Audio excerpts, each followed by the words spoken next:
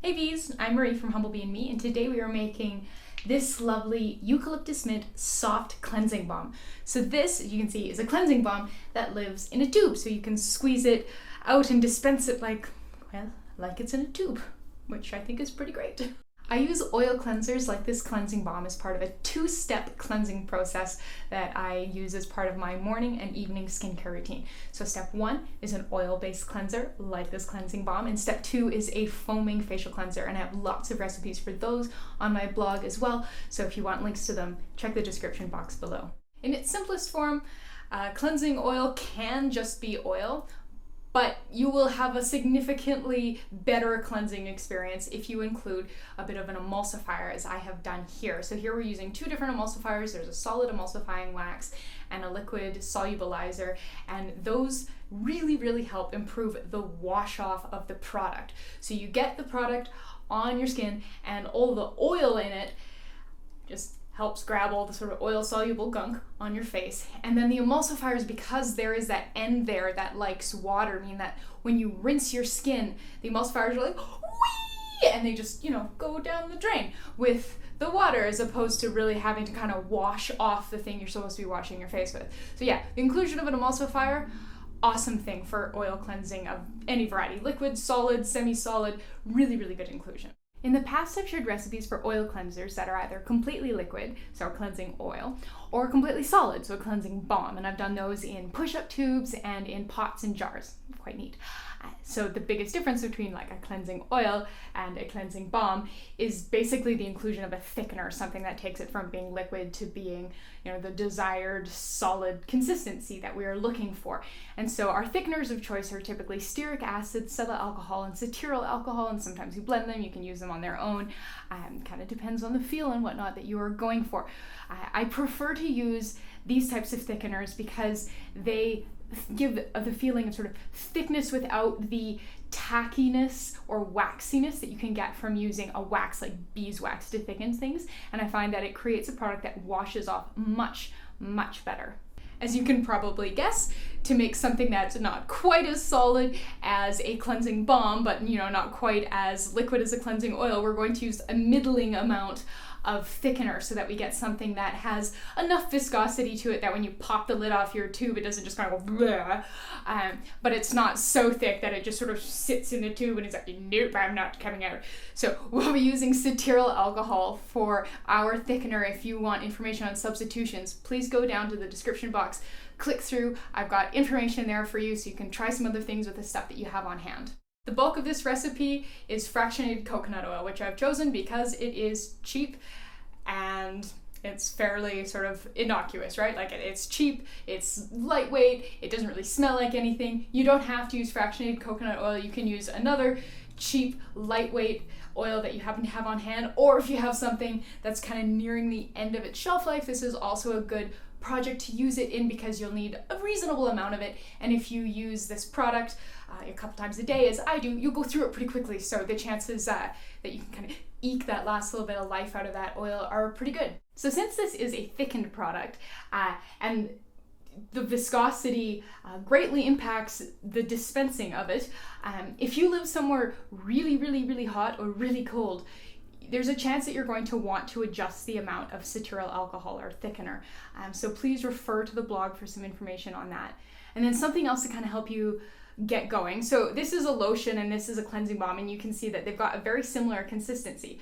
But I have found that when this first sets up and you go to dispense it for the first time, you're going to want to unscrew it and probably stick like a fork or a fine little thing in here, and because a little plug tends to deposit in there, and you can see when I squeeze it, like product comes right out, and so it comes right out now, but yeah, the first time I went to give this a squeeze, it wouldn't come out, and so I pulled this open and found that there was a little solid plug in the cap and in here from when it was initially setting up. So as soon as I dug those out, I haven't had any issues, but yeah, if you go to give it a squeeze the first time and you find it's just going on, that's probably what's happened. So yeah, don't let that discourage you if that does happen. And that can, of course, be very dependent on your bottle and the size of the orifice that you're dealing with. I think if you were using something like a Go tube, you probably wouldn't really have that problem because the orifice is quite a lot larger on those than it is on these, which are also, by the way, linked in a blog post in the description box below. If you want to know more about this project, please go down to the description box and click through to this post on the blog. I've got a full written recipe, so we've got all the instructions and the amounts and the ingredients linked to where you can buy them, and then there's a full written post on it sort of explaining why I've chosen different ingredients and elaborating on the points that I've touched on here. So there's lots of really good information there. So if you have a question, please click through to the blog, read the whole blog, read the whole recipe. I have talked about shelf life there. There's lots of good stuff. So please, if you have a question, refer to the blog before you ask, because you'll probably get your answer immediately as opposed to in a couple weeks. But yeah, let's go make this gorgeous cleansing balm. We'll begin by combining our heated phase ingredients in a small glass beaker, or you could also use a glass heat-resistant measuring cup. So you're going to need 3 grams of Emulsifying Wax NF, 2 grams of Polysorbate 80, 31 grams of fractionated coconut oil, 8 grams of castor oil, and 5.5 grams of cetearyl alcohol.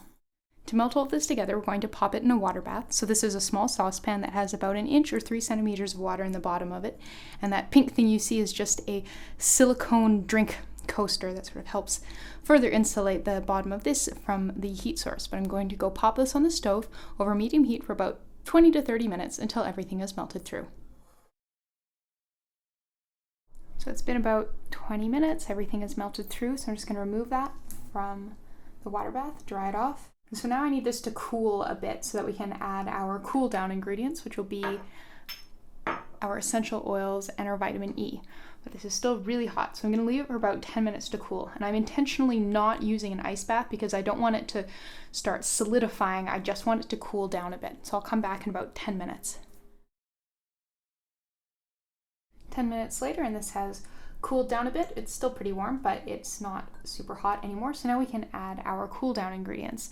So for our essential oils, we'll be using a blend of eucalyptus and peppermint, and then we'll include some vitamin E as an antioxidant to help extend the shelf life of this cleansing balm by delaying the onset of rancidity. I'm going to pop the cleansing balm on, and I'm not actually going to tear the scale. I find that scales usually have a tricky time registering the first couple decimal points, or at least ones that you pay about $20 for do. So this is at 161.0, and we need 1/4 gram of vitamin E. So we're looking for 161.25.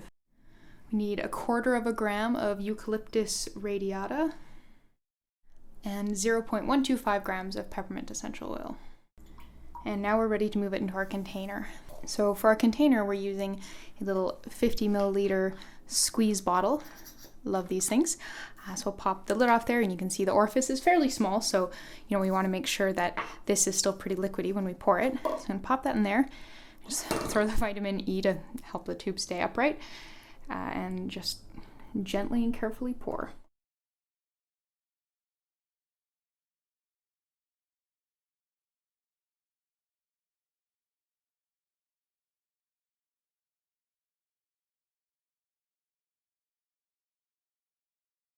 Okay, so I'm going to go put this in the fridge now, just for probably about 10 minutes, and I'm pretty fussy, so I'm going to be kind of pulling it out every couple minutes and just kind of turning it around and feeling it, because I don't want this to get rock hard in the fridge. I just want to sort of kick-start it moving into the realm of solid.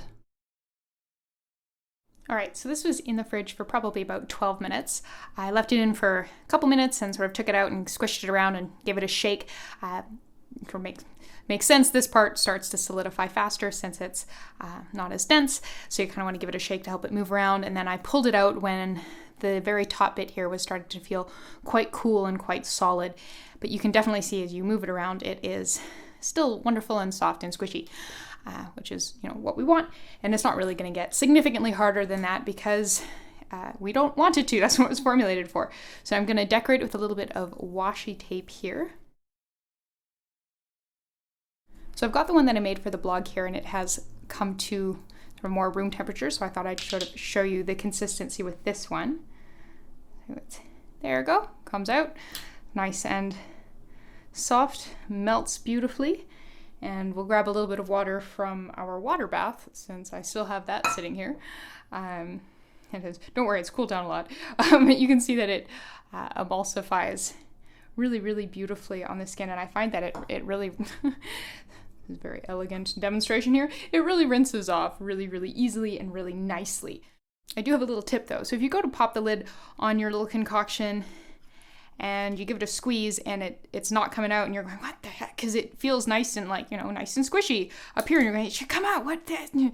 I kind of found that if you had let it set up, standing up, some harder stuff seemed to really sort of settle right into the cap and right in the neck here and be extra super hard and kind of seize and create a plug. So you can just kind of dig that out with like the tines of a fork or something, and then it comes right out. Because yeah, the consistency of the balm is totally squeezable, but seemed to just kind of collect a little bit of a hard nubbin right there, and wouldn't want you to be disappointed if you went to squeeze it and that was your first first experience.